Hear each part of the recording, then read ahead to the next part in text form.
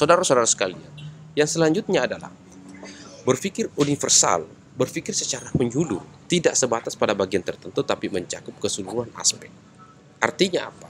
Ketika kemudian kita mencoba untuk mengkaji sesuatu, maka tidak mengkajinya pada satu aspek saja, tidak melihat pada sisi saja, tapi dia melihat sisi-sisi yang banyak.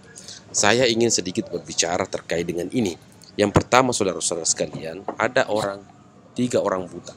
Ada tiga orang buta di sini. Orang buta pertama itu kemudian di orang buta pertama disuruh untuk kemudian disuruh untuk kemudian melakukan memeriksa yang namanya gajah. Jadi pada saat buta pertama maju, dipersilakan maju, kemudian orang buta dia pegang perutnya, langsung ditanya, you buta pertama, menurut kamu itu gajah apa menurut kamu? Dia katakan bahwa gajah itu menurut saya adalah besar dan lembek-lembek. Oh, oke. Mundur. Sekarang, selanjutnya giliran buta kedua. Maju buta kedua. Setelah dia maju buta kedua, dia pegang. Dia katakan bahwa dia pegang, terus kemudian tanya, bagaimana buta kedua melihat gajah itu? Dia katakan gajah itu menurutnya adalah tidak besar dan tidak lembek. Apa balik? Panjang dan keras. Oh, iya.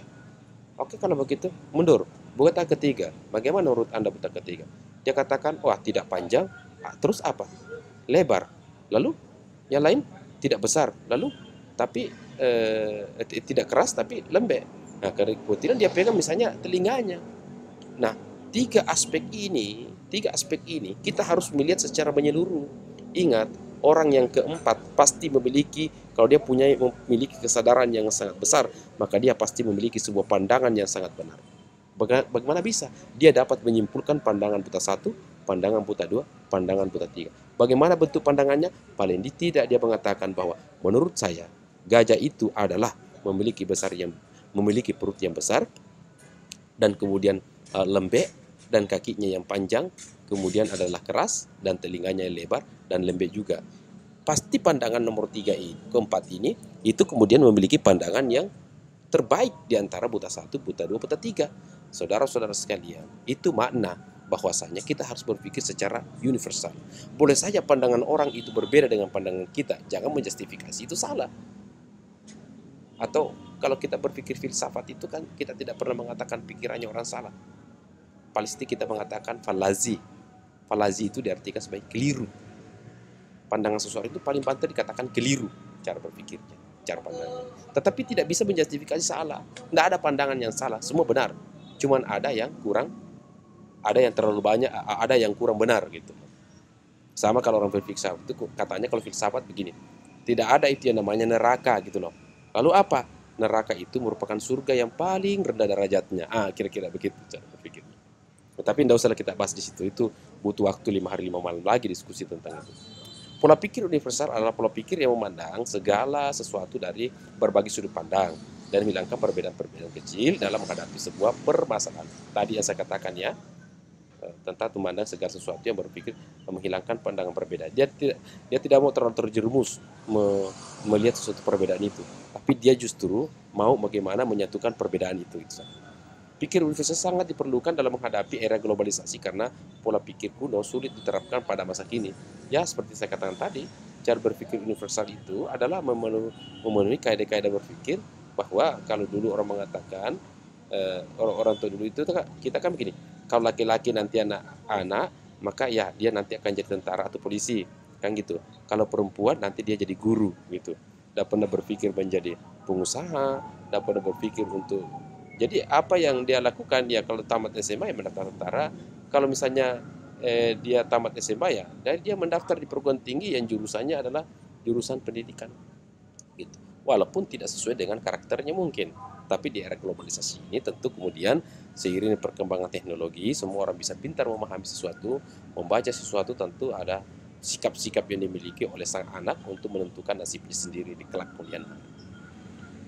Pola pikir universal sangat diperlukan dalam menghadapi globalisasi. Kemudian, globalisasi mempunyai dampak hilangnya batasan-batasan negara, dekadensi kultur dan degradasi.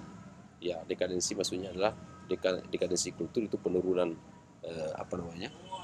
penurunan daripada suatu kultur.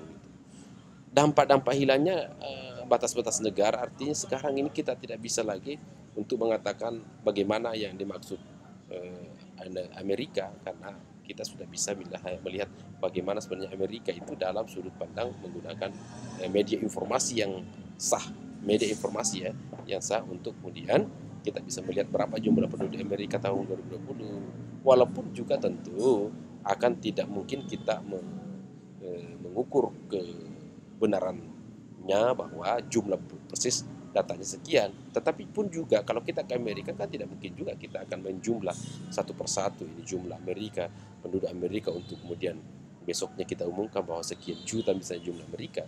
Tapi paling tidak saya ingin katakan dengan hal seperti ini bahwa era globalisasi ini adalah kemudian kita mencoba untuk memberikan suatu penggambaran dengan adanya media-media informasi yang ada. Yang terakhir saudara-saudara sekalian adalah berpikir secara filsafat, itu adalah berpikir spekulatif, spekulasi.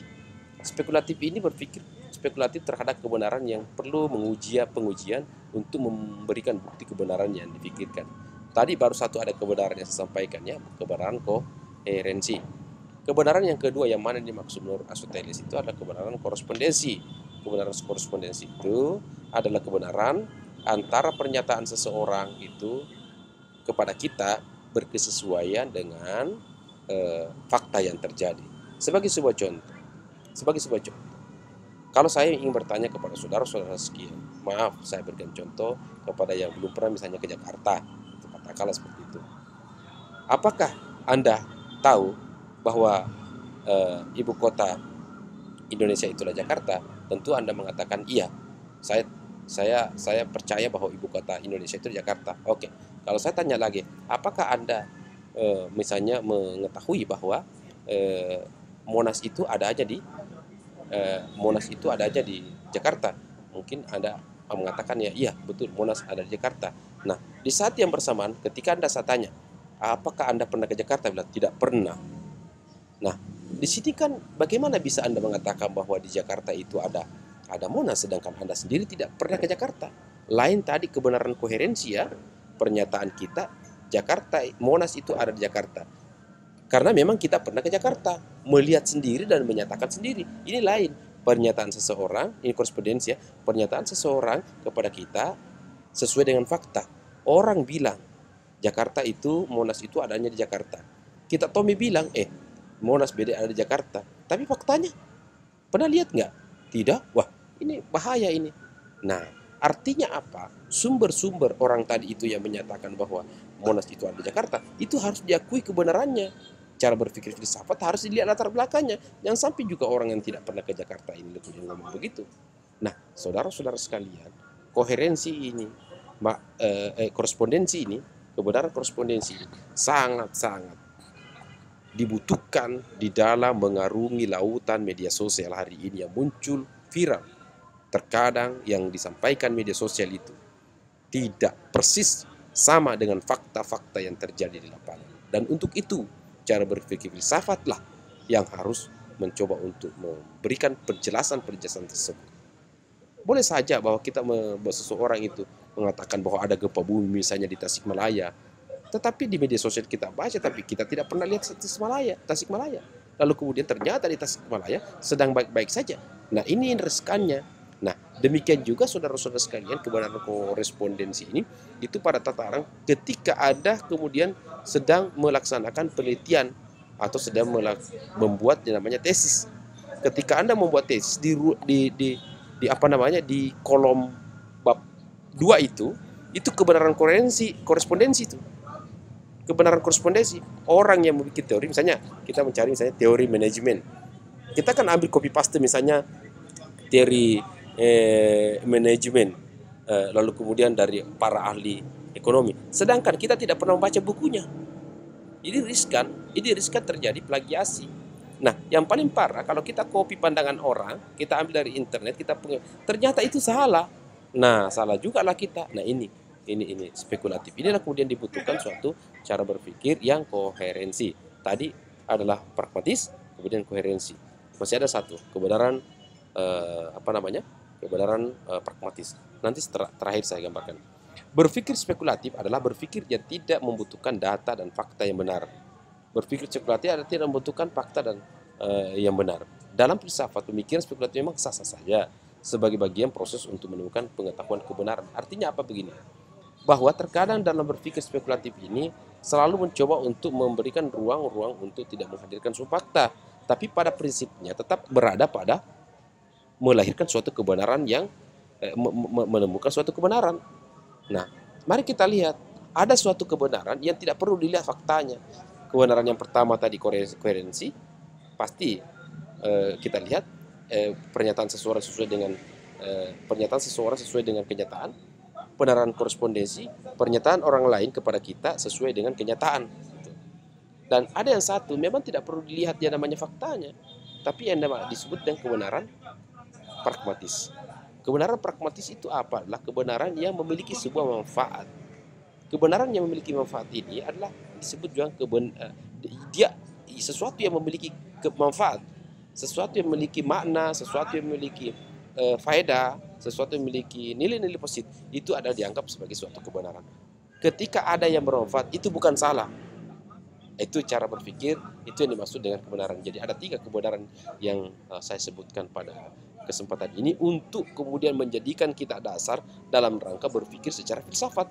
Jadi tetap kita berpikir apapun, tapi tetap frame-nya kita adalah bahwa filsafat itu adalah cinta kebijaksanaan, dan kebijaksanaan itu adalah kebenaran, sedangkan kebenaran itu adalah 3, korespondensi, koherensi, dan kemudian adalah pragmatis.